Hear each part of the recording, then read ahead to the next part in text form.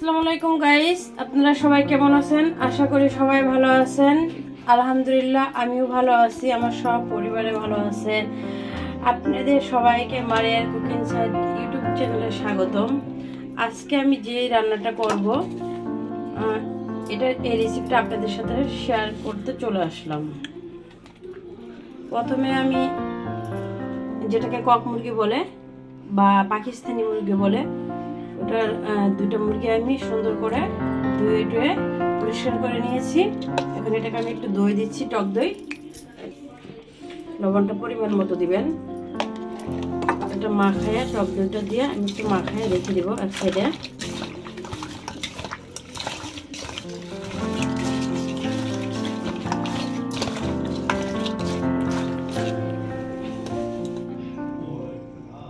তেল দিয়ে দিলাম আমি কড়াইতে, সয়াবিন তেল। এখানে আমি দুটো পেঁয়াজ, আদা রসুন,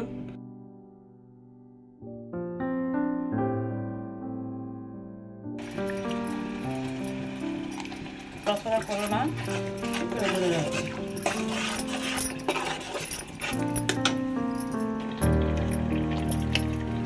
একটু কম দিলাম।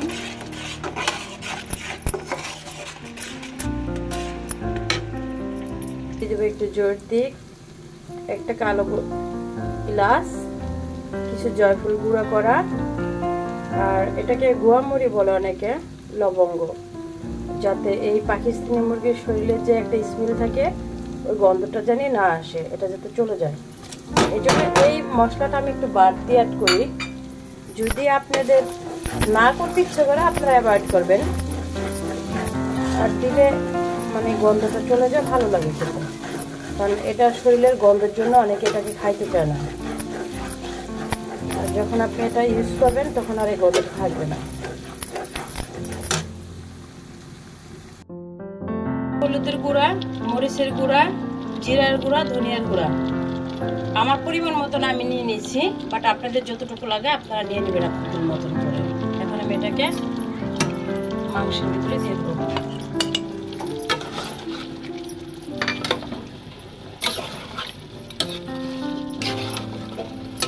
দিয়ে এটাকে ভালোভাবে মশলাটা মিশিয়ে নিব।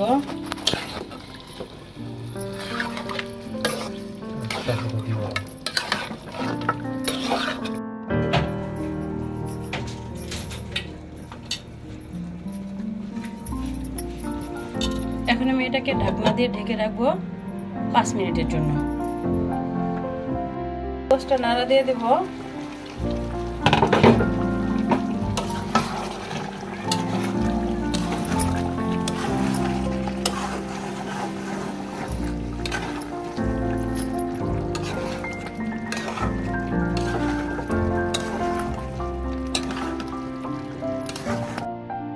গোশতটাকে কষিয়ে নিলাম এতক্ষণ। এখন আমি পানি দিয়ে দিব।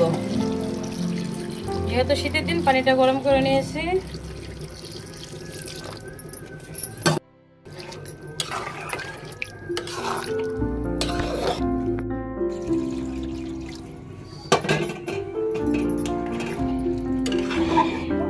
মরিচ ফালি দিয়ে দিব, কাঁচা মরিচ ফালি।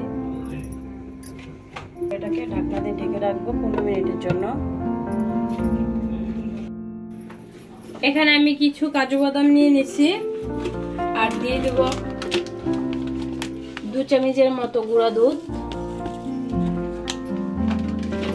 এটাকে আমি একটু পানি দিয়ে ব্লেন্ডার করে নেব।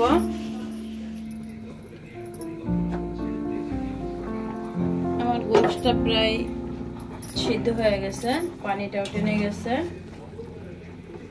অনেকটা। অফ ক্যামেরায় কিছু পেঁয়াজের বেরেস্তা করে রাখছিলাম, ওই সাথে গোটা এলাচ, দারচিনি, তেজপাতা একসাথে ভেজে রাখছিলাম। ভেজে দিলে এটার ফ্লেভারটা ভালো আসে। যেহেতু এটা পাকিস্তানি মুরগি, শরীরে মানে স্মেলটা ভালো লাগে না, বাট ওটা যাতে কোনো মতেই না আসে আমি সেই চেষ্টাটা সবসময় করি। এখন দিয়ে দেবো বেরেস্তা। অল্প কিছু বেরেস্তা দিব, আমি কিছু বেরেস্তা রাখবো গোশতটাকে ডেকোরেশন করার জন্য।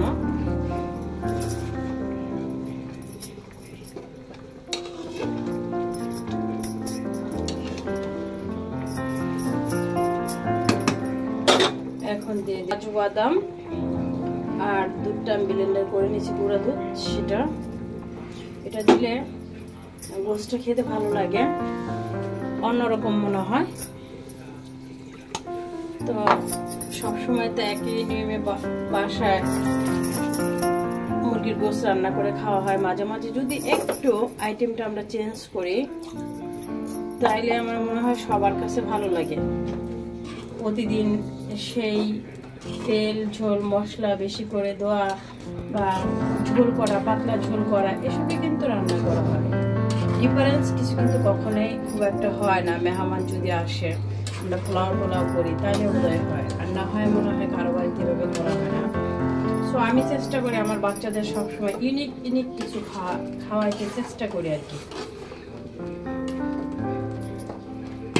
যাতে বাচ্চারা খুশি হয়। এবার আমি এটাকে ঢেকে রাখবো আবারও 15 মিনিটের জন্য। দিয়ে দেবো আমি 1 চামচ চিনি। চিনিটা দিয়ে দিলে স্বাদটা ভালো আসবে। বাট আপনারা যদি না চান না দিতে পারেন, স্কিপ করলে এটাকে স্কিপ করতে পারেন। সো আমার মনে হলো এইভাবে গোশত রান্না করলে সেখানে যদি হালকা একটু চিনি দেওয়া হয় ভালো লাগে, টেস্টটা বাড়িয়ে দেয়। কিছু কাঁচামরিচ আমি এখন দিয়ে দিব, একটু কাটা দিয়ে দিচ্ছি। এখন দিলে কাঁচামরিচের যে স্মেলটা আছে এটা বের হলে ভালো লাগবে।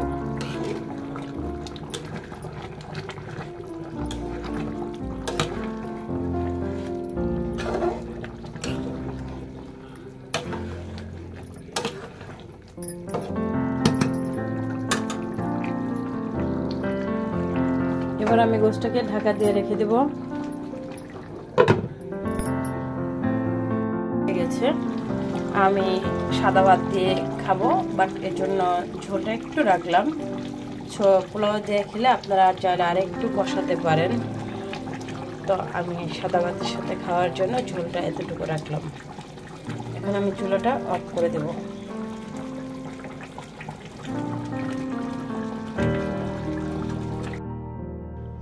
গোশতটা আমার রান্না করা হয়ে গেছে। আমি আপনাদের বলে সার্ভ করে দেখিয়ে দিলাম গোশতটা কতটা লোভনীয় হয়েছে বা দেখতে কেমন হয়েছে রান্না শেষে।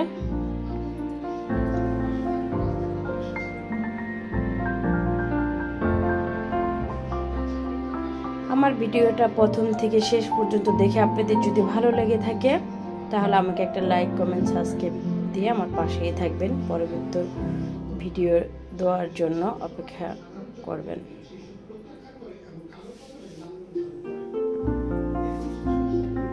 আজকের ভিডিও এই পর্যন্তই ছিল, আমার চিকেন রান্না করার রেসিপি। আলহামদুলিল্লাহ আমার কাছে খুব ভালো লেগেছে। সো আপনাদের কাছে কেমন লাগলো কমেন্টে জানাবেন। সবাই সবার বাড়ির বা ফ্যামিলির লোকজন যারা আছে সবাইকে নিয়ে ভালো থাকেন এই শীতের দিনে, যেহেতু ওয়েদার চেঞ্জ, ওয়েদার খারাপ। সবার পরিবারের লোকজনকে সবাই নিরাপত্তায় রাখবেন, ঠান্ডা থেকে বিরত রাখবেন। ভালো থাকবেন। আল্লাহ হাফেজ।